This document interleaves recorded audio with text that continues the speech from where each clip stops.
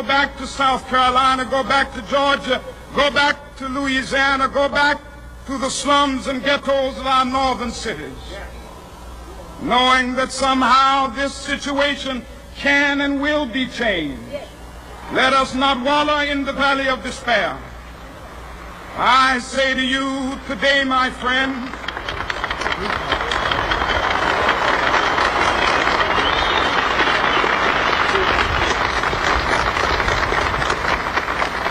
so even though we face the difficulties of today and tomorrow, I still have a dream.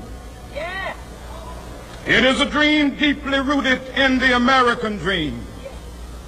I have a dream that one day this nation will rise up and live out the true meaning of its creed.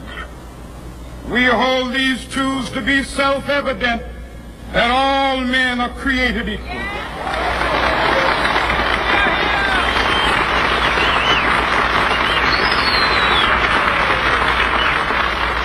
I have a dream that one day on the red hills of Georgia, the sons of former slaves and the sons of former slave owners will they be able to sit down together at the table of brotherhood. I have a dream that one day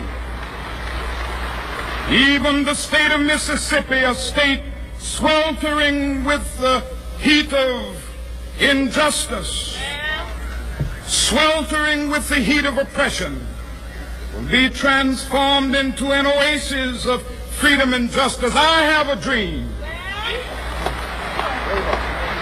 that my 4 little children will one day live in a nation where they will not be judged by the color of their skin, but by the content of their character. I have a dream today.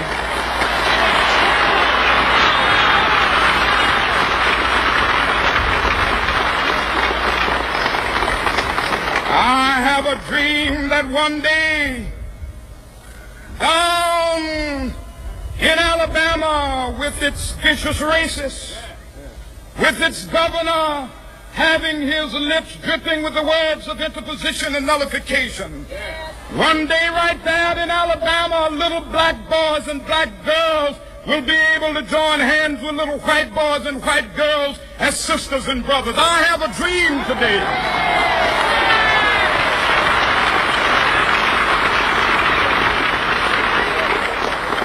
I have a dream that one day every valley shall be exalted, and every hill and mountain shall be made low, the rough places will be made plain, and the crooked places will be made straight, and the glory of the Lord shall be revealed, and all flesh shall see it together.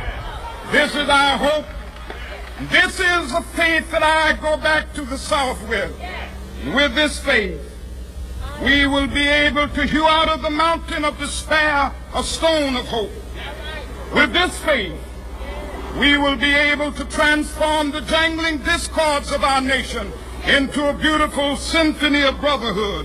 With this faith, we will be able to work together, to pray together, to struggle together, to go to jail together, to stand up for freedom together, knowing that we will be free one day. This will be the day. This will be the day when all of God's children will be able to sing with new meaning, "My country, tears of thee. Sweet land of liberty, of thee I sing. Land where my fathers died, land of the pilgrim's cry. From every mountainside, let freedom ring. And if America is to be a great nation, this must become true. And so let freedom ring from the prodigious hilltops of New Hampshire.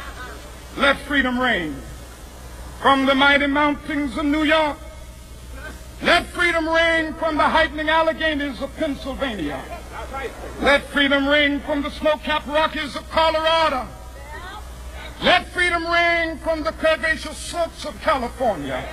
But not only that, let freedom ring from Stone Mountain of Georgia. Let freedom ring from Lookout Mountain of Tennessee. Let freedom ring from every hill and molehill of Mississippi, from every mountainside. Let freedom ring, and when this happens, when we allow freedom ring, when we let it ring from every village and every hamlet, from every state and every city, we will be able to speed up that day when all of God's children, black men and white men, Jews and Gentiles, Protestants and Catholics, will be able to join hands and sing in the words of the old Negro spiritual, free at last, thank God Almighty, we are free at last.